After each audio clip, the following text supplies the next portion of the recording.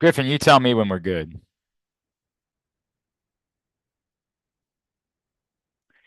And welcome to PressBox's Project Game Day. Project Game Day is made possible by 1-800-GAMBLER. No cost treatment now available for anyone wanting help with a gambling problem. The Ravens beat the Commanders 30-23. Glenn Clark. Reeta is here. Andrew Stecca is here. Femi will be with us in a minute. KZ says he's not joining us because he wasn't able to watch the football game today. And what he missed, and I feel like it'll almost get lost. I always do first thoughts. It's a really good win. I mean, this is how good the Ravens are, is that it's going to feel really ho-hum to most Ravens fans, but this is a really good win over a team that I think we all know is a rising good football team. If they felt like kicking a field goal at the end, it would have been a double-digit victory. Instead, it goes down as a 7-point win. We can continue to discuss the defense and maybe the past defense struggles, but I don't think we should ever get past the fact, Rita, that this was a really good win for this team. Yeah, I agree with that. I mean, we're going to continue to have conversations, but there were some good things from this defense, right? I mean, they definitely got after Jaden often. They definitely at times contained him and didn't really allow him to get outside of the pocket. So there were some good things. And from a secondary standpoint, I thought that they did play better. But yes, yes, we could still see that there's some improvements that need to be made. However, I'm just not I just thought that the front seven played well today, and that we should commend them on that. But offensively, this team just continues to get better and better every single week, and that's scary for the league. If you want to Lamar to throw, he's gonna throw it. If you throw in the zone, if you go in the zone, he's gonna throw in between the zones. If you go in man, he got guys that can get separation. And if you want to, then you got to worry about Derrick Henry. So, this offense is very fun to watch as it continues to evolve because the evolution is still happening right in front of our eyes. The number of receivers that were wide open in the middle of the field during the course of the second half, and so much of that creative play calling from Todd Monken, the various ways they were able to get the ball in Zay Flowers' hands today, and the season that Zay Flowers is having. And we know Zay Flowers is good, but the numbers are now starting to back it up that Zay Flowers is arriving as one of the better receivers in the NFL. That is extraordinarily encouraging to see. Before we get to our Super Bowl champion, Andrew Stecca, I will go to you, my friend, for some of your first thoughts. I just kind of look at this as like a measuring stick game, and we're not really sure how big the measuring stick is because we're not really sure how great Washington is. I think they're super talented, and I think this was evident that they are, they don't have the running game that the Ravens have, obviously, but they've got something cooking with Jaden Daniels, and obviously he's been the story through the first kind of quarter of the season is his rise as a rookie, and I was really interested in this matchup just to see kind of how it would play out, and the Ravens kind of for the most part showed them what's what and gave them the business, and it, like, I think what you said was kind of perfect. Ho hum. It did feel a little bit ho hum, but I think that shouldn't be taken for granted that, none of these games are ho hum. These are all Andrew, NFL it's so football important. games. The reason it feels so hum is because how good the Ravens are. They win by a Correct. touchdown I'm against a good football and a I'm game that, totally agreeing. yeah, it's not. We know this is a really good win, but that's how good the Ravens are that we come away from a That's really good win. and Like, and and I think the fact that it's a 7 point win and it feels that just speaks to what the NFL is these days. Like anybody can beat anybody. A 6.5 point underdog played the number to seven. Like this was exactly kind of how everyone saw this thing going. And the Ravens are greater than Commanders. Like there's no doubt about it. But that still makes it a really really good win. They proved yep, it. nothing fluky about it at all. Our Super Bowl champion, Femi Ayanbadejo. Femi, your first thoughts? It honestly was exactly what I expected. And I think that the Mark Andrews again early in the game, ball goes through his hands. Fucking sorry, sorry to cuss. Changes everything in the beginning. I really do. I think if that doesn't happen, I think this game is a blowout. I do. I really do. I think it's a blowout. But guess what? Mark Andrews balled his ass off after Yep. that. He showed up. So I'm gonna make the critiques. No emotion in this, just pure analysis. The Ravens are a better football team across the board. A couple things allowed Washington to hang in there, but let me tell you something though. Jaden Daniels is as advertised though. The dude is a monster. He's really, really good. But Lamar's better. He just is. And Lamar made every single play he needed to play, every single play he needed to make for the most part. And I think that Washington is going to be a problem for the NFC going forward. I do. Brian Robinson didn't play. I know they were missing a couple guys on defense. It's the NFL. You're never going to have everybody every game. It's just the way it works. So no excuses on that end. But I think the Ravens did a couple of things, let them hang around a little bit. And there were some throws and some catches by Washington that like should not have even happened. You know what I mean? Like amazing throw, amazing. Terry McLaurin, dude, good for him, man. That dude's a beast. He's had so many shitty quarterbacks to play with, and to watch him go out there and do his thing. Terry McLaurin's a monster, dude. You know, I really respect him. I really respect Dan Quinn. He's a good coach. The thing that bothered me all week is how the nation forgot about the Ravens, but I love that for us because that's what we do. It was so much gushing and effusiveness over Washington nationally. It was bonkers to me. I was shocked by it, to be honest. But the Ravens went out there and said it's 1 o'clock on a Sunday. It's not 8 o'clock on Sunday. It's not even 8:15 on Monday. It's not even 8:20 on Thursday. It's Monday at 1. We're going to show up. We're going to punch the clock. We're going to hit you in the mouth. And basically, you're going to trail this whole game for the most part. And we're going to take it as business as usual. And that's what they did. I'm very proud of this team. I'm so freaking proud of Lamar Jackson. My God. This guy, he has 2 interceptions this year that were both receivers' faults. And nobody's going to remember that. And I can't wait to see what these damn fools on the national media say this week. I mean, Jaden Daniels is amazing, but like the things they've been saying, like Ryan Clark said that Jaden Daniels is a better passer than Lamar Jackson. He said that on national television. Jaden Daniels, who doesn't throw the ball to one side of the field, who cannot throw the ball. Literally loves to throw it to the right. Yeah, if we actually add context to these statements, we'll be here all day. Let's not do that. Let's not give them that airtime. Fair, Let's just fair. do this. We have the best fucking quarterback in the NFL right now, playing the best. He's playing the best right now, bar none. And I'm not even going to say the other dude's name. You know who I'm talking about. He's playing better than him right now. And this team, top to bottom, is better right now. And Isaiah Likely made a statement after the loss to that team in that stadium and said, this is the worst we're going to play all year. And it might not have been the worst because I think the Raiders was actually worse. But the general vibe of what he was trying to communicate is that we have a high ceiling. We're going to keep getting better. We got guys on not even involved yet. And they're involved now. Mark Andrews is involved. Derrick Henry is involved. And Zay Flowers, my God. That's all I gotta say. I mean, hang on. There's one other name in there. Rashad Bateman keeps doing it. Oh, absolutely.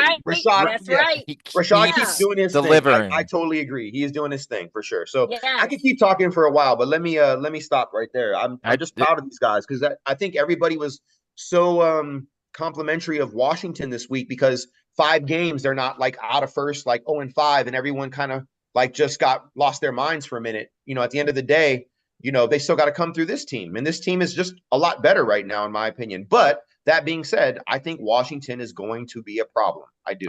It kind of reminds me of Houston a year ago, honestly, what's going on in Washington right now. Like they're good. They're gonna be really good for a few years. They're gonna be a problem for some years to come. But to the point, we already know the answer on the Ravens. Experience the thrill of live betting with the Green Turtle Bet Park Sportsbooks in Towson and Canton. Green Turtle Sportsbooks, the ultimate destination for game day excitement and in-person betting.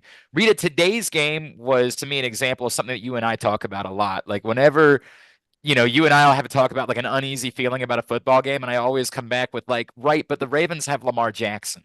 Like, and that's even at 0-2, even when the conversation was about like, could this get away from them? I remember you and I talking on the air that Wednesday night about, right, but the Ravens have Lamar Jackson, and I don't believe it'll get away from them because they have Lamar Jackson. And today was, to me, the perfect example of why that makes a difference, because the defense was struggling a bit, but every time they were struggling, The Ravens got the ball back and methodically marched it back down the field and went down and got points and continued to play from ahead and continued to make life difficult. When Femi talks about the greatness of Lamar Jackson, Reeta, to me, that's today is the example of the comfort and the peace that I feel because of the presence of Lamar Jackson. I mean, you know, I tweeted this before the Bills game too, you know, when Buffalo was coming in, and I think the Bills had played somebody. Was it a primetime game that they were playing? And everybody was like, "Oh, Buffalo!" Oh, and I was like, "It was Jacksonville, right? That they skull dragged." Yeah. It was a Monday night game, I believe. Yeah, because it was 2 Monday night games, and they were one of them. And I was like, too many of y'all are concerned about the Bills, which I've never been concerned about the Bills sans Stephon Diggs. They don't have a number one. It never affected me. But then, and also I knew that their linebacking core had been injured. They weren't going to be able to stop the run. But ultimately, the league is week to week. And that's the part that I think that everybody just doesn't get. And also, too, and like I said, as long as 8 is under center, you always have an opportunity to win. I don't care what the circumstances is. I don't care who the team is. I don't care how big that this team stacks up. I mean, look at what happened with Cincinnati last week. And they have Jamar Chase and T. Higgins. And I don't know too many teams that have that type of duo. And somehow, some way, they came out of that with a win. So as long as Lamar is there, they always have an opportunity. And to see Lamar, what Femi said is like, to see Lamar playing the way that he's playing right now, and then it still feels like that there's a little bit of growth still there that's left, is a very scary thing. Because I already think that Lamar is hitting it on all cylinders, but I think that there are some things that Lamar would probably be like, you know, I wish I could have done this different, right? And I think like last week against Cincy, the throw to Mark Andrews is a good example of that. He knew that was a touchdown. He was hitting his helmet when, you know, it didn't go the way that he wanted it to. So if he just fixed the minor things that essentially is left, I mean, you know, because nobody's perfect, right? I don't know how they're getting everybody involved. I don't know how you stop them. I really don't know how you stop this offense. Yeah, what I love about Lamar, Reeta, is that he doesn't owe anybody anything, right? Absolutely. Like he's just literally out there doing like John Stockton type shit. You know what I mean? Because John Stockton was a selfless point guard. He could shoot threes, you know, he could hit the layup. Nothing flashy. Lamar is all flash, but I think efficiency wise, like John Stockton is one of the most efficient point guards I've ever watched. You know, him and what's my man's name that played for Phoenix? Steve Nash. Steve Nash. Steve Nash was probably a better scorer than John Stockton. Lamar is doing very Steve Nash type stuff where it was pretty and it was the right thing at the right time. But Lamar has Jordan capability though, right? You know what I mean? Like there's things that Lamar can do that no one else can do. He didn't even really put on the cape today. He really didn't. He just did what was required. That's why I said John Stockton. And even with that being said, he outdueled Jaden today. He really did. Right. And what's crazy is I'm listening to these dudes nationally talking about Jaden Daniels and what he's going to do, just gushing and effusive. And I'm just like, did y'all forget? Like Jaden Daniels is going to be 24 before Lamar turns 28. Like Jaden Daniels is a rookie. Lamar was winning MVPs when Jaden Daniels was still in diapers. Let's talk about that. You know what I mean? Like people they lose perspective of all things. And I'm just like, do not compare. Like, and I think the thing that bothers me even more is that, yes, Jaden and Lamar have a great relationship. I see that all over X. Like, I know they do. I just wish, and maybe I haven't seen it, and maybe it's been said, but I wish Jaden would acknowledge that to be compared to Lamar is a freaking honor, dude. Like for people, and you've only like Lamar has been playing 7 years. You haven't even played 7 games yet. And people are comparing you to a dude who may go down as one of the greatest ever. And it's truthfully probably unfair to Jaden Daniels still. It is. But it's unfair. But Jaden is smart enough, and from what I see, he's self-aware enough to recognize that like he might want to pump the national brakes on who he is, because he needs to know that like the Washington Commanders, formerly the Redskins, have been here before. They know how quickly things can change. Lamar had heard all this about RG3. He heard all this about Mike Vick. He's heard it about everybody, and Lamar has exceeded all of it. It's not even close at this point. Like Lamar is just on his own planet. The things that he does game in and game out, the skill set, the depth and the width of his capability is still not appreciated, because I listen to these fucking guys every weekend talk shit and talk about the other guy, the other team, the other coach, the other offense, this, that, and the other. The thing that is different this year is Derrick Henry. Like, Derrick Henry's closing these games out because Lamar is basically doing what he needs to do for 80% of the game. And at the end, what do? You hand it to that big ass dude that's running at 22 miles an hour. Let him do his work. He ended up with like 130 quietly and 2 touchdowns. Yeah, he wasn't. That's crazy. That's just crazy. Yeah, it 9 wasn't, for 132. Yeah. It's just, I just don't know what you do with these guys. I'm so happy that I'm a former Raven and a Ravens fan, because I just don't know what you do. But Femi, here's the thing too. Even on that 3rd down late, like, he made the play too. Like, that gives you the option. That's what makes it so great about having Henry. And I love the point guard analogy you guys came up with, because the cool thing about Lamar is that he can be John Stockton, but he can also be, Steve Nash, and he can be Jason Kidd. Like, he can morph into all these different types of players as the game plan calls for it. And today, what it called for was him doing his thing and making this, like we were talking about earlier, made this look almost way more ho-hum than it actually is. You know what's crazy? And it's a good thing. It's good that he has that flexibility. That throw that Jaden made to McLaurin was flawless. The throw he made to Zach Ertz that landed on the one was flawless. But guess what? Lamar matched him. That throw that Lamar made to Andrews, bonkers, right? The throw to Bateman, like earlier in the game, 20 yards, bonkers. At least 5 throws that he made to Zay, contested throws. You know where Zay is special? Zay is not special off the line of scrimmage. Zay is special at the break and after the catch. Like, that's where Zay is special. Because if you watch Zay off the line, he's actually kind of covered a lot of times. But when he makes that move and he breaks up, in, down, out, stops, that's where he loses people. Rashad is actually amazing off the line. It's kind of crazy. They're all so different. And Mark Andrews is a tactician in route running. Like, if you watch Mark, and when you look at Isaiah is so, he lulls you into something. He's deception. Like, I'm really thinking about all these guys and how different they're all so different. Like, I don't even know what you do at this point. And there's a lot of time left for teams to make adjustments.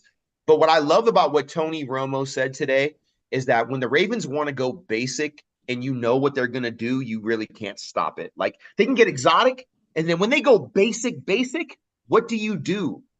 Yeah, I don't know what you do. You know what? Credit to Daniel Fa'alele, who was maligned early in the season and deserved it. Obviously, like, we all saw what happened, and has come through in a massive way in the last few weeks as the Ravens have run up 4 straight. Rosengarten too, bro. Yeah. Obviously, Shout had both of them. the one on the one sack today that was a miss for Rosengarten. But I knew someone was going to bring it up. It's true. Yes, in general. But isn't this kind of what we expected from this offensive line? Like, after the first couple of games, we're like, they're still getting their footing. Like, and now that we're 5 games into this thing, 6 games into this thing. Thank you. Just dawned on me. Yes, 6 now. Like, okay, the preseason's over. Like, we talk all the time about how, like, the preseason is not really the preseason anymore. These guys are getting used to one another and growing as a unit, and you can kind of see that developing. I think it can even get better than it's been the last few weeks. I agree with you, because they're still making a lot of procedural mistakes, like the penalties. There's still a lot of penalties, right? There's you know what's crazy to me? Clean up. I want to hear what you guys think about this, and let me ask Reeta first, and then Glenn. I really want you to answer this question. I don't want you to just ask questions. I want you to answer this question. And then obviously, Andrew, you too, and Griffin, I know you're always over there silent and shit, but, maybe we need you to chime in. Maybe you can do a KZ impression today, Griffin. Do you want to fight exactly. John Harbaugh? I feel like we're short. We don't have people on this podcast right now. But I think that when I look at the Ravens' skill across the board, I have not seen a team that is more skilled across the board. Quarterback, in Baltimore or overall? In the NFL. No, first. Wow. No. Just hear me out. Okay. The best skill team the Ravens have ever had in NFL history, like in Ravens history, was last year's team.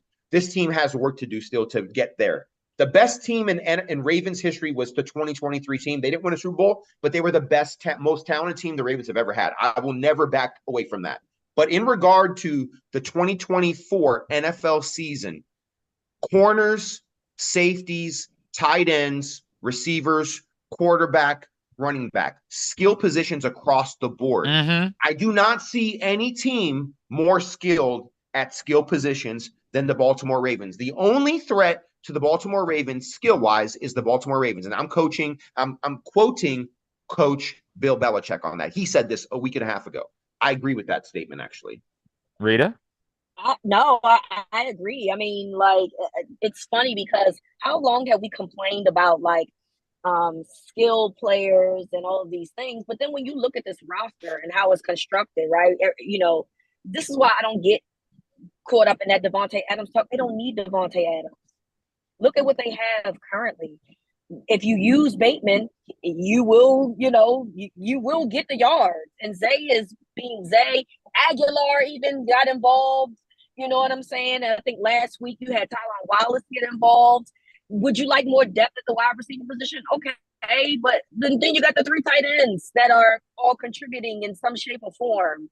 So I do agree. Like, just like they might not come out on paper. It's like, oh, this person is the number 1 tight end in the National Football League. This person is the number 1 wide receiver in the National Football League. But when you're talking about, like, just looking at what they have compared to everybody else, and then you add Derrick Henry. Oh, yeah. And then Justice Hill, who's also played a role into this offense as well. Oh, by the way, you have the 2-time MVP, Lamar Jackson. I don't disagree with that. Like, I just think that they have so much talent across the board from a skill set position. It's going to be hard to guard everybody every single week. I just don't understand how opposing defenses are going to be able to do it. Before I answer your question, I'll tell everybody that you should make your trip to the game easy by saving the Easy Pass way for tolls. Go to driveeasymd.com. That's driveeasymd.com. Femi, I feel like the only arguments would be if Christian McCaffrey does come back, San Francisco, right? Like, I don't. Their quarterback isn't as good. Like, you start there, right? Exactly. There's no debate I'll take about Derrick that. Henry over Christian McCaffrey right now all day because I don't know when he's not going to be available. All day, I take Derrick Henry.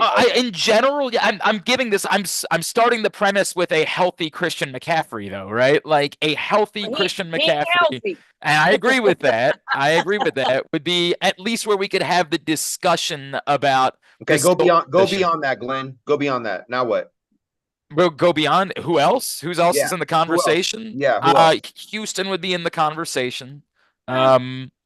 Yeah, they're No, they're not. They're corners. They're safeties. No, they're not. Well, with the only caveat being that we still have a couple of questions about the Ravens secondary, and their running backs are not in the conversation either. Mixon ain't Mixon. He's unavailable. He just took 3 weeks off. He just came back. No, look. My point is this: I think that Houston has the best receivers in the NFL on one team for sure. And I love Joe Mixon. I do. He's been a pain in my ass since he came into the league. I love him. I think he's a great player, but he's hurt. He's not available. Derrick Henry, just actually compare them. CJ Stroud and Lamar. Oh, no question. Yeah. Derrick Henry and Joe Mixon. Yes, Derrick Henry, taking Derrick Henry. Yes. Tight ends. Who are the tight ends on Houston? I don't know, but they don't matter. So my point. It's Dalton Schultz, right? Yeah. The corners, no. The Ravens' problem, and I think that one of the things I really paid attention to this week is that my belief is that the Ravens' issue has been a communication issue, not a personnel issue. Although Marcus Williams has not played well, and today. Yeah. Yep. Yeah. You saw what I saw. That touchdown, that was that was Marcus Williams, in my opinion. He got caught taking pictures, in my opinion. What I saw. Now, I need to go back and look further, but I might need to get off him for a minute. But all I'm going to say is this: who is going to match Kyle Hamilton? Any safety? Name one, please. I can't think of one. I agree. I mean, there's other good safeties, but there's no one as unique as Kyle Hamilton. When you think of the best, when you think of the best guy at a position, the Ravens have shit. Like Zay is clearly making Zay's top 10 right now. Lamar is number 1. Derrick Henry's number 1 for me. You know what I mean? I would say that Kyle Hamilton's number 1 at his position as well. And even once we start getting into the big guys, Ravens are no slouch at the big guys too. You know what I mean? So let me pose something really quickly. There's one I thing. hate when you start playing devil's advocate, bro. I No, just no, want it's you to not tell even me what devil's you think. advocate. I just want to hear what you No, think. but I told you. I think that it's totally possible that what you said is true. I'm making the argument that I think there are other teams that have good skill Okay, that position wasn't the question players. that I asked, though. Fine, I'll give you the point, Femi. You get it. The Ravens have the best skill Hey, position players. Rita, how do you You deal get with this it. guy? You know what I You mean? get Like, You know, it. he be trying. He be trying. He really What? tried, Femi. he's so good. I'm He's just trying to he's like foster Justice Hill, like sliding conversation. through. He's like trying to slide through. You know what I mean? He's just trying to. You know, he always I does it. I tip my cap to you, sir. Hey, I Point want to hear. Femi. Hey, Glenn. Let me ask Griffin. Griffin, get your ass off fucking mute, bro. I want to hear. I want to hear. I want to hear something. You tell me what you think from a skill perspective, like literally looking at corners, safeties, running back, receivers, tight ends, quarterback. Do you think there's any, like, just a team overall? Like, yes, a team can have a better group. Like the Houston Texans, when healthy, have the best group of receivers. But overall, who's more skilled than the Ravens? Do you think anybody is? I think the only argument is the 49ers. Like that's if you when you go down and break it down, position by position, I think when healthy, the 49ers are the only team that can really have that can even compare, I think. But they're not So healthy. I think you're right. Yeah. But they're not healthy. And yes, and we're all acknowledging that Brock Purdy is not Lamar Jackson. Hey, And we it's were not even close. That's the thing. It's not even True. close. So Right, correct. So that's why you can't even bring that Right. up. It's the totality. If every position was equally important, then I could make that 49ers argument. Acknowledging that the one we know that is definitively the most important on the field, then yeah, it's such a giant But the point thing in the is bucket that for the thing is that when you take away the tight end, like the Ravens have like legitimately like 4 tight ends that can really play. yes, Like, there's I mean, not a you know what I there's mean? not It's not right, even close. You know what I mean? right. And like the Niners defense right now, and I know the Ravens haven't been playing up to snuff, but they just they played good enough against the second. Well, I guess the number 1 scoring offense in the NFL. I mean, they are the Commanders are the number 1 scoring offense in the NFL. They held them to 23 points today, Yep. right? Yep. And it wasn't perfect. There were still some miscommunication issues. But I think the Ravens, the thing that I love about the Ravens, and obviously I'm biased, but I can still check my hat at the door and say that when it comes down to pressure and showing up when it most matters, nobody's done it more than the Ravens over the last couple of years. Nobody. Like Seattle, the Lions, Right. Buffalo, San Francisco. You name all the teams that were the best teams, and they all said they were going to beat the Ravens. What happened? They all lost. Washington now. All these teams that everyone's typing up. No one ever gives the Ravens their due. And you know what? Please keep doing what you're doing. All it is feeding the beast. Keep underestimating us. Yes. Please keep talking about the other quarterback or the other linebacker Yes. or the other one, please. Because that's what we feed off of. I love that. Let me real quick. The Mars Maryland 5-star is the place to be in October. It's coming up this coming week at Fair Hill in Cecil County. Visit maryland5star.us with the number 5, maryland5star.us for more info and tickets. I want to give this one to everybody, and Femi, I'll start with you. This was posed to me by Chris during the game. Chris says, Glenn, is it just me, or is Roquan Smith not quite as impactful as he has been the last couple of seasons? I'll pose that to you. It's a fact. He hasn't been. And today, actually, I think was probably his best game from what I saw in regard to pass defense, blitzing, and run defense. Like his best all-around game was today. But real talk, he looks slower than he's ever looked to me. He really does. I have a question, Femi, and I'm curious to know your thoughts on this because, obviously Harrison, he's been out, but even before then, he hadn't played well. Do you feel like he's being asked to do too much in addition to like him looking slow out there? I'm sorry, who are you talking about? Roquan. Roquan. Oh, Roquan. Okay. No, because I think Roquan is a complete player. He's very cerebral. Roquan is never going to win the decathlon. That's not who he is. Like, he's not going to win the bench press contest. He's not going to win the 40 contest or the agility test. That's not who he is. He's an instinctive player. And I think that if he misdiagnoses by a half step and he's a little bit older, it can put him out of position. And I see him he's always in the area, in the vicinity. Yeah. Spot. He's in the area, but he's not in the spot. He's always right there. And I don't know what's going on. And let me tell you a secret. When I got toward the end of my career, I played lighter. You know what I mean? I think Roquan should consider playing lighter. I really do. I don't know how much he weighs. I have no idea. Is he 240? Is he 235? Is he 245? I don't know. Whatever he's playing at now, I think if he lost 10, 12 pounds, it would make a world of difference because his pads basically weigh that much. Can you imagine feeling free enough to play that you lose enough weight that you're basically negating the weight of your pads? That's huge in the NFL. And I can tell you right now that for me, when I went from like 238 to 228, it fueled my career for another 7 or 8 years. Okay, 6'1", 236. Okay, I'd love to see him play at 225 because this is the NFL that we play in right now. And to be fair, that's what he's listed as. Who knows what he's actually he playing? Might be 240. Right. He looks heavier than 236. Right. You know what I mean? But I'd love to see him play a little bit lighter. And I don't know Roquan personally, but whenever I've had a connection with a guy, if I'm watching them play, I've never hesitated to be like, hey, bro, like this is what I see. This is what I think you need to do. And when you've been as good as I think Roquan is on that borderline. I don't know how many Pro Bowls has he made. 4? We know he's made the last 2 for sure. It's the question of how many he made did he a make couple with the before Bears, that. didn't he? Yeah, I think you're right. I'll double check on that right now. He has made actually just the 2. He didn't make just the 2, there. really? Yeah. Okay, I thought he made 4 or 5, honestly, because I just feel like in Chicago that he had a couple lost years because he was, however, this is what makes this so stupid, Femi. He was a 2-time second-team All-Pro in years that he wasn't a Pro Bowler, and that's obviously a more significant honor than that's a lot harder.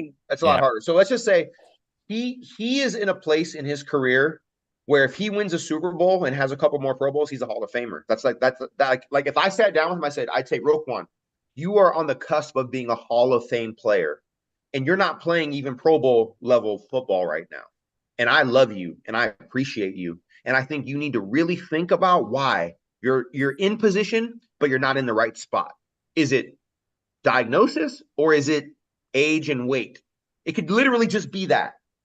And I'm doing this like on a podcast that anybody can watch, but I doubt he's going to see this. But it comes from a place of respect. Griffin's going to make it his personal responsibility to cut this up and get it to Roquan Smith this week. Cool. He's putting it. Tell Roquan that I love him and I love him as a Raven and I love what he stands for. And I think we all do. I mean, this has been but I just wanted to know that this is not from a place of anger or hate. It comes from a place of optimization, wanting him to be the absolute fucking best he can be. And I don't think he's that right now. And I don't think it is. I think it's age related and weight related. And age and weight are kind of tied together. That's interesting. It just doesn't it doesn't hold the same way. Even though he's only 27, it doesn't hold the same way at 27. I just feel like if he goes back to the drawing board a little bit, I played with guys that when nutrition and biohacking and supplementation really wasn't a thing, like these guys made it a thing, and I made it a thing, and because of that, it changed my life. Like I'm still that guy. I'm still a biohacker. I'm a certified nutritionist. I'm a human performance expert. Like before I went to Hopkins and like did all the things I've done in tech, my foundation is human performance, nutrition, exercise, fitness, biohacking, supplementation. And the first thing I look at is, are you optimized physically? Like, are you disciplined enough to eat what you're supposed to eat when you're supposed to eat it? Consume the right amount of fluid, electrolyte, understanding sleep, recovery, and all these things. And what's funny is that more guys do it now than ever, but I would say that half the guys that I played with were playing on pure genetics. Most. Interesting. They were. Interesting. This is a fact. Yeah. Very few guys were dialed in to the stuff that I'm dialed into when I played, and I know more are dialed in now. But I think Roquan, if I could sit down with him and be his human performance coach, game over, bro. Game over. That is fascinating. So dialed in. Oh my God, Griffin, make sure that Roquan gets this. Holler at your boy. Tell him to holler at your boy. I'm gonna actually go to Andrew for this one because actually before we do that, Femi, tell everybody about BetYard AI, please. Oh wow, yeah. So yeah, we had the Ravens covering today. They did. We had the over today. The over was covered as well. So betyardai.com is a platform that was created by myself and a professor of mine from Hopkins. We saw that AI could be used to look at data on a super deep level and create predictions based on not just talent, but also based on the quarterback position, matchups, and coaching philosophy. Like those are like at a very high level. They're in our data set of information that we use and extract to make predictions. And last year on our high confidence picks, we were over 70% accurate. We're under that right now, but we're only in week 6. There's always rules changes and turnover changes that need to be accounted for. But the last 2 weeks, we've been over 67% on our predictions. So I would say, hey, go to betyardai.com. We have one tier. If we're not 50% accurate or above, you get the next week free. And when you sign up, you get the first week free. So there's no risk to you. Check it out. Take us for a spin. And I'm everywhere. You can always find me. You can always reach out to me. And I give out insight and guidance. I don't ever want to be that person that's hidden behind some like veil. Like I'm always going to be here to talk about it. So yeah. And Glenn and I are on every Monday morning at 10:45 talking about the picks. So and he's being very honest about there was a rough week early on in the season, and he didn't hide. He didn't say like, "Oh, this is what." No. Accountability and availability, and I appreciate that. BetyardAI.com. Andrew, I know you're a nerd about this type of stuff the way that I am, so I'm going to pose this because there's a lot of consternation about it. At the end of the first half, Washington calls 2 timeouts. The Ravens get the first down at the 15-yard line. And there is this thought that at that point, they should just do everything in their power to let the clock run to make sure Washington doesn't get the ball back at the end of the first half. And I love fighting about these types of things. Instead, Washington got the ball back with 53 seconds left and went down and had a chance to add 3 points at the end of the half, but missed or Ben Cleveland blocks the field goal. I am not worked up about this one in particular. And the reason I'm not is because you didn't have first and goal. There was still absolutely a scenario where you could have converted on 3 plays and still not been in the end zone. And to me, the priority has to be scoring a touchdown. No matter what, you've got to score a touchdown there. So just sort of shutting it down, letting time run off the clock and hoping that you're going to score, this one doesn't register for me in the way that, like, say, the incongruency of the plays that we were talking about late in the first half registered with me. Andrew, I'll start with you. What were your thoughts? You might be wanting to try and pick a fight, but I kind of just have to agree with everything you said. I mean, I don't see any reason as to like throw a hissy fit about this. You're getting to that point of the game, and maybe Femi can comment on this as someone who played, but like that game started kind of slow. There was not, what was it, 3-3 after the first quarter, I think? Yep. I mean, it was like I was actually like I wasn't sure if the over actually had hit by the end until I realized, okay, yeah, it ended up clearing pretty comfortably, but like that was in danger early on in the game. But by the time the second quarter had rolled around, you could already start to feel, and this is why I'm asking you, Femi, like, can you feel that sort of thing start to churn? Like you can feel, I felt by the second quarter exactly what Glenn's saying. The need for a touchdown on that drive, it supersedes the need to keep the ball away from them at that point. You got to keep scoring and putting up 6 every single time you get the ball, because that's already by that second quarter and late in that second quarter, that's the kind of game I felt like it was gonna be. No, I think both of you, I think spot on. I think we've learned that hodling, as they like to say in crypto, like holding on for dear life in the NFL is a freaking mistake. Like when you start hodling in the NFL, you lose. You know what I mean? You've got to go for the jugular. Yes, it's controlled aggression. Controlled aggression wins you games. Being passive costs you games. And you know what's beautiful about this is that I think the Ravens have actually learned. I think this is the thing about Coach Harbaugh and Reeta.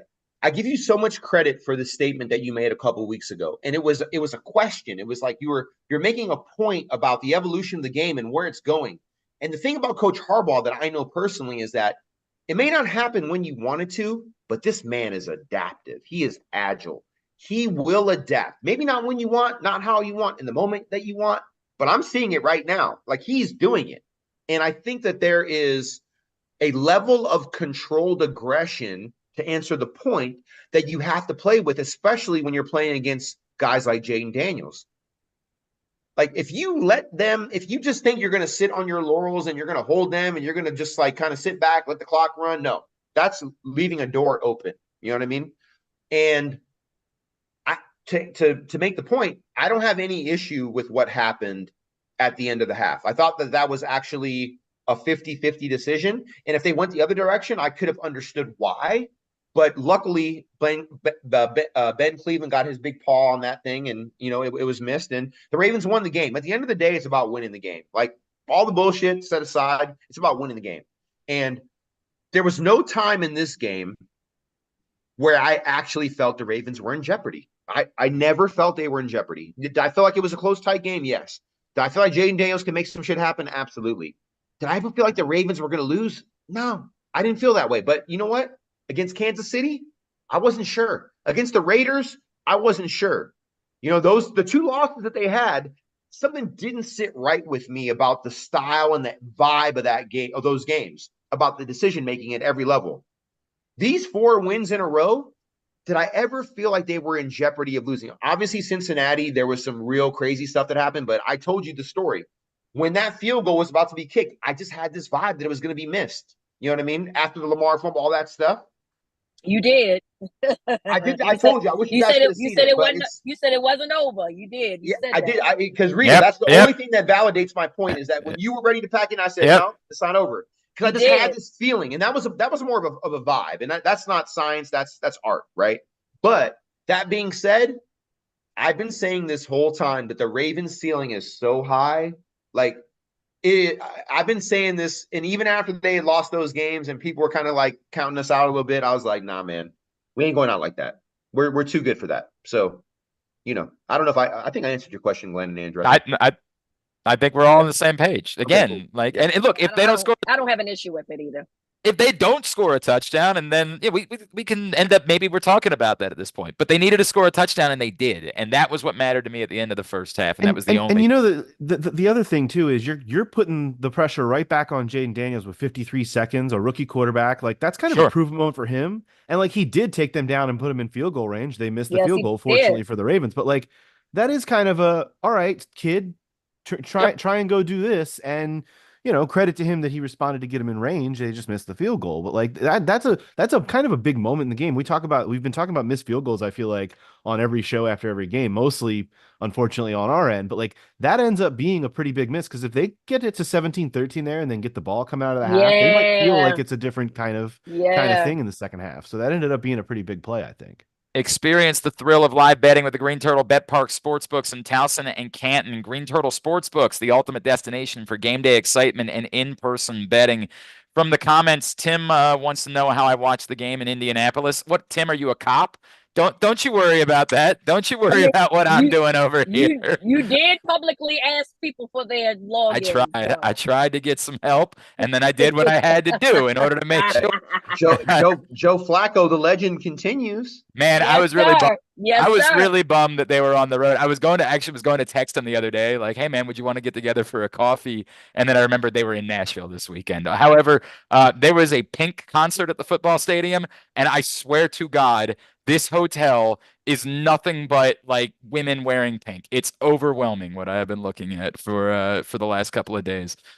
This was a great and a topic that I think is worth discussing. Was there, Femi, did you notice anything that you would suggest was impactful about Dean Pease being back in the building and anything that looked different to you whatsoever? No. I think Dean's effect is going to be subtle and gradual, but I think that Zach, I don't think it's a Zach problem. I don't think it's Zach. Like the first couple of weeks, maybe, because like I said, Kyle Hamilton needs to line up everywhere, and he didn't in the beginning, but he has been since. And I don't want to oversimplify it. Like there is nomenclature and verbiage that I could be using that would be alien to a lot of people. That's not what I'm here for. What I'm here for is to make an overall kind of macro analysis of what I see and what needs to be done. And when I'm watching the game, I'm looking at corners and safeties communicating. I'm looking at guys in motion. I'm looking at shifts, right? Shifts are pre-snap. Motions, okay, shifts and motions are both pre-snap. But a shift means that everyone comes to a stop. Motion can be happening only one person at a time. Shifts are multiple people at a time, right? That can confuse fans, but guess what? That can confuse players too, because maybe they've seen a cue that makes them think it's a shift. Right. In reality, the other guy stopped, and one other person stops, and then keeps moving again, which then moves into a motion. These offensive coordinators have gotten so good at making things look the same, but they're different. And Dean Pease is going to be amazing at micro detailing certain things for Zach to reinforce what he is seeing or how he interprets something. I think Dean's impact will be subtle, but it'll be valuable because you can never have enough talent in a room. And this goes back to the point that I've made about dumbass people that think that bringing a guy back that's really good will ruin the mojo. Like, that's the dumbest shit I've ever heard. You can never have enough talent. You can never have enough good coaches.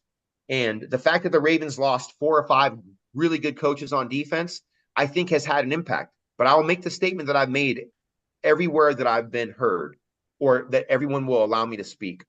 The Ravens will have a top 10 scoring defense before the season is over. I believe that. All right. All right.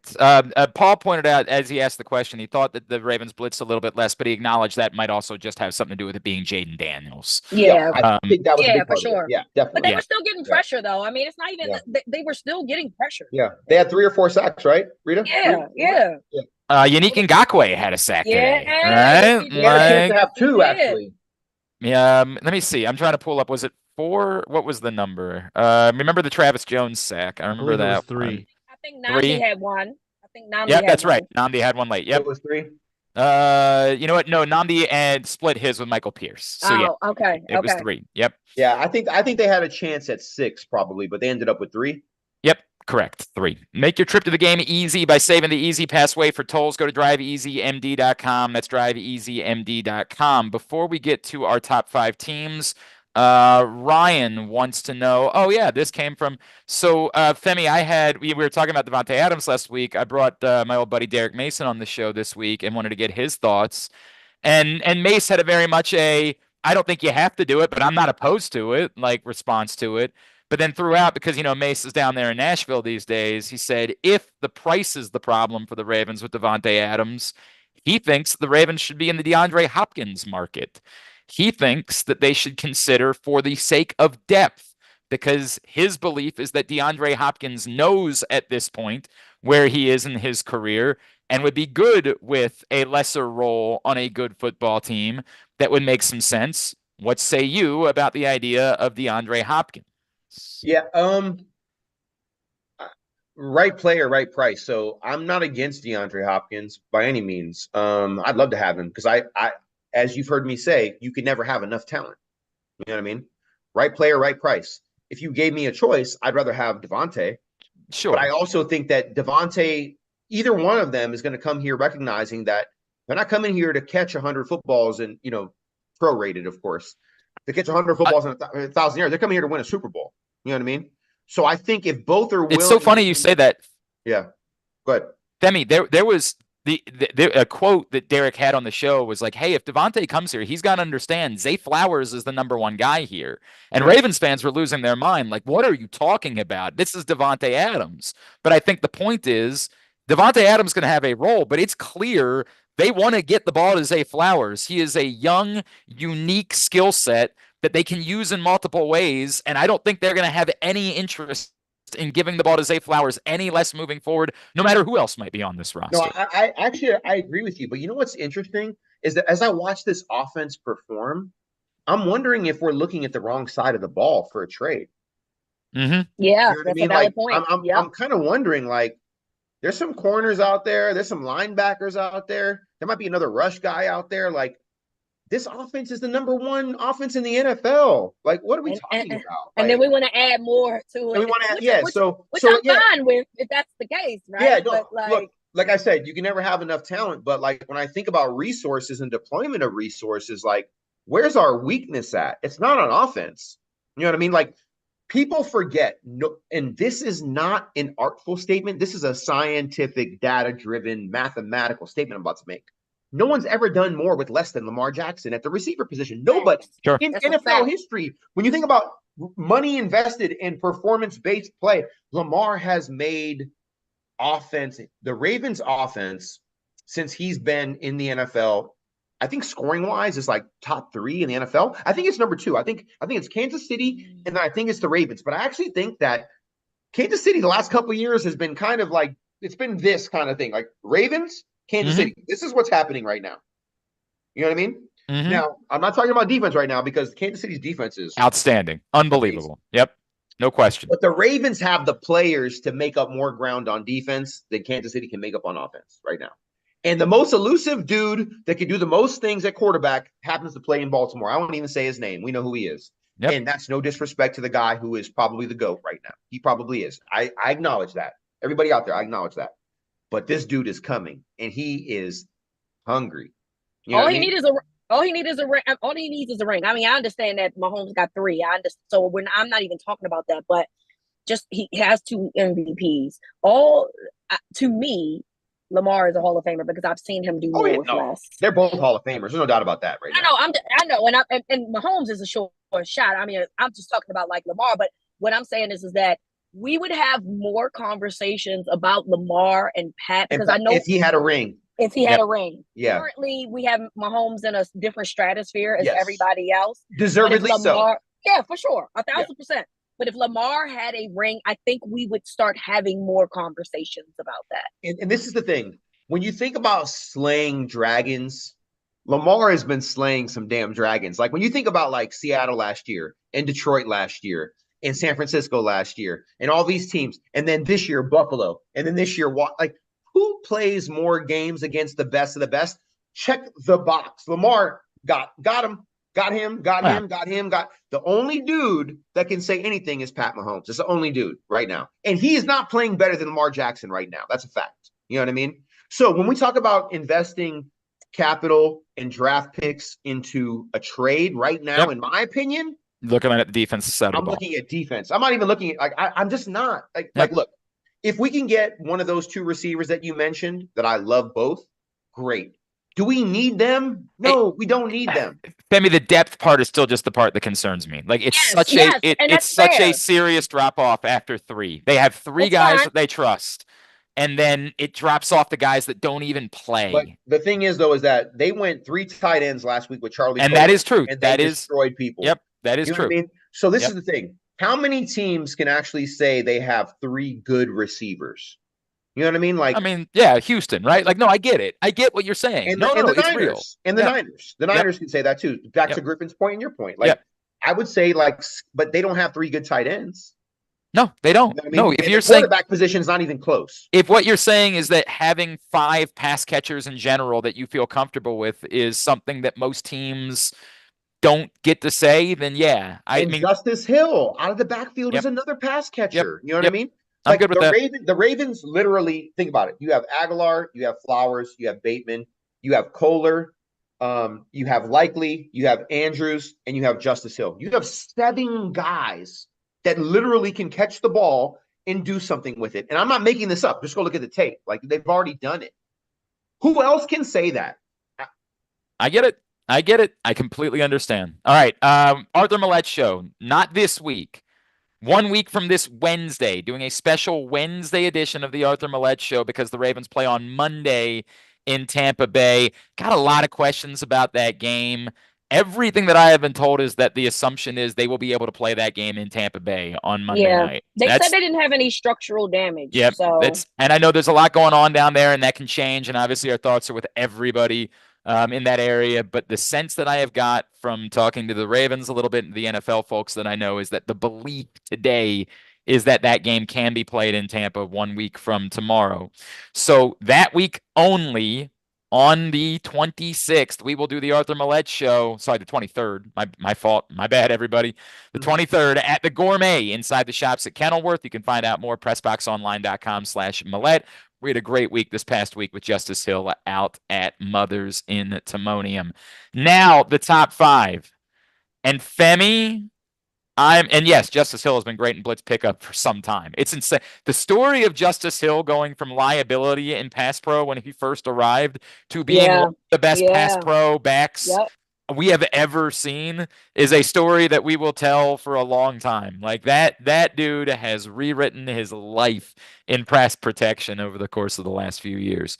Femi, this exercise that you want us to do with power rankings, this is the first time that I really do believe there is separation from, and maybe I'll make an argument for a 6, but I think the 5, in whatever order you want to put them in, I think the 5 have separated themselves to me. So I get to go last this time because I've gone first the last 2 weeks, and this is my idea. So all right. I get to go last. All right. And I started it first. So I'm going last. Well, who do you want to have go first then? You want to put Griffin on the spot? He probably didn't prepare. He didn't do the homework. I want Griffin. This is what I want to do. I want to go Griffin, Andrew, Reeta, you, then me. Griffin. All right. I was ready, Glenn. I was ready. Look at you. You know, I'll always have a top 5 ready. I have, because I think, you know, putting aside how they've won their games, whatever you want to say, Chiefs are going to be number 1. They're still undefeated. They have Patrick Mahomes. They're number 1. Griffin, you got to go 5. You got to go 5. Yeah. Build it up. Oh yeah, you're right. Okay, you're right. Five. Yeah, you're right. All right. Forget that. Number 5. I'm gonna have the Detroit Lions. Maybe that'll change in 2 hours when their game goes final.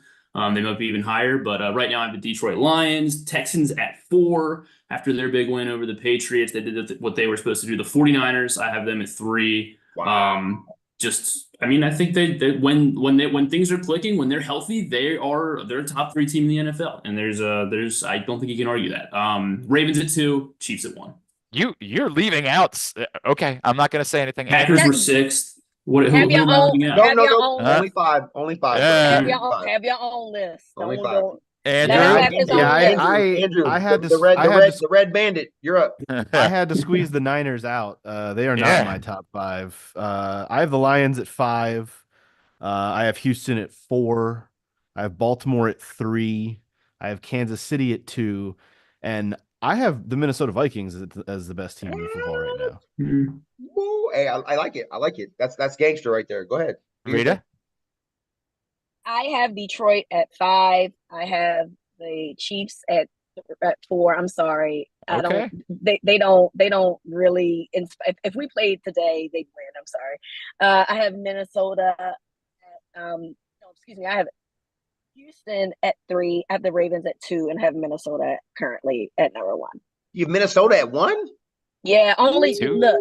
Listen. Only That's what I just said. Only because I think Jefferson and Addison is a great, and that defense is just playing extremely well. I'm jealous actually. So the defensive DVOA numbers are unlike anything we've ever seen before from Minnesota. It's absolutely insane. They have. Hang on, I want to try to pull go this look up at how many points they've allowed, Glenn. They've allowed. I know points in 5 bonkers. games. It's insane. But their defensive DVOA that's why I have them first, because of the points. Their defensive DVOA is minus 37.1%. The Chargers are number 2 at minus 15.9%.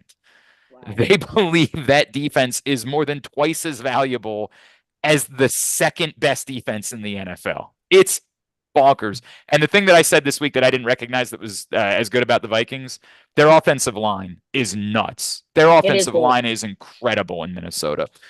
Still, yeah, I'm 5 Houston, 4 Detroit, 3 Baltimore, 2 Minnesota, 1 Kansas City, because it's more like an Undertaker thing. Like or maybe we'll call it a Ric Flair thing. To be the man, you got to beat the man.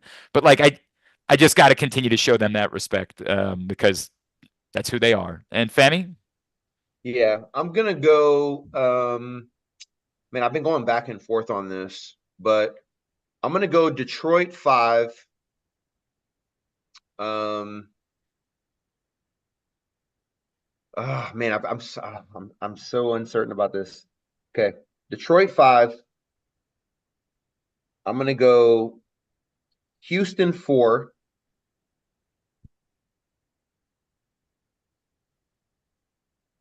You want to make Baltimore 1, don't you? You want to make Baltimore 1. I don't want to make them 1, but I'm okay. Just for the sake of the argument, I'm going to go Baltimore 3, Minnesota 2, Kansas City 1. I get it. I don't want to do that because like I do think the Ravens are the best team in the NFL right now. The Chiefs don't motivate me currently. But the Chiefs are 5-0, and the Vikings are 5-0. I got to respect the record because we're past last year now. You know what I mean? To some degree, and out of pure respect, and this is the thing: when if I make the Ravens 1, there's nowhere to go but down. So I made the Ravens 3. They can continue to ascend. And to go in Griffin's vein, even though this is a top 5 list, I do have Washington at 6. That's where they are for me. I would have Green Bay. Yeah, I got Green Bay at 6. I would have Green Bay 6 too. So we all had the same 5 teams except for Griffin, who left Minnesota out entirely and put San Francisco on his list. I think he's going to regret that later. But that's okay. I mean, I think I got to be honest. I did just completely forget about the Vikings. I figured that had to be the case. Defense bores me, so I did forget about the Vikings. It's all good. It's all good, brother. I'd slap them. But Griffin, I go Chiefs, Ravens, Vikings. Next week, be ready. Next week, have your shit written down, bro. I need Femi coaching Griffin at all times. I want to make a reality series of Femi coaching Griffin. I think that would be. And I need to help Griffin get his curls popping. You know what I'm saying? I get him a little juice up in there. You know what I'm saying? Get them curls popping a little bit. Griffin, got that good hair, bro. You got that good hair, Griffin. I love it. All right. We want to thank everybody for hanging out with us today. Project Game Day is made possible by 1-800-GAMBLER. No cost treatment now available for anyone wanting help with a gambling problem. Femi will be with Griffin and I tomorrow morning on GCR. Come hang out with us there. Reeta and I are with you Wednesday night from 6 to 9 over on one. You want to come hang out with us on the Fan on Wednesday night, Femi? You want to? I'm going to be in Pensacola on Wednesday, but you know what? I'd love to come another. Yeah, I'd love to come. All right. Yeah, sure. We'll figure out a time to make that happen. Who's going to be? Wait, hold on. The Wednesday thing, is that a radio thing or is that an in-person thing? It's an in-person thing. Then we do that. Yeah, we do that. Is that with the current player? Yeah, Arthur Millette is the host of the show, cool. I'd love to. Yes. Where's that again? That one's at the Gourmet and Shops at Kenilworth in Towson. Okay, cool. So how about not this Wednesday, but next week? You come hang with. Oh, I love that. Oh, we got a star-studded affair. That'll be popping. Yeah. That'll be a fun night. Plus, Griffin will be there. So, Griffin has to miss that one. Never mind. Never mind. Yeah, right. Get his hair right. Griffin normally signs his own headshots at those, right? Correct. 100%. That's correct. Hey, Griffin, how old are you, bro? I'm 24. He had to think about it. The minute he quitted his, I was like, he must be like 23 or 24. Then he was. Okay. All right. We will be back next Monday night following Ravens Bucks. Appreciate y'all hanging out with us.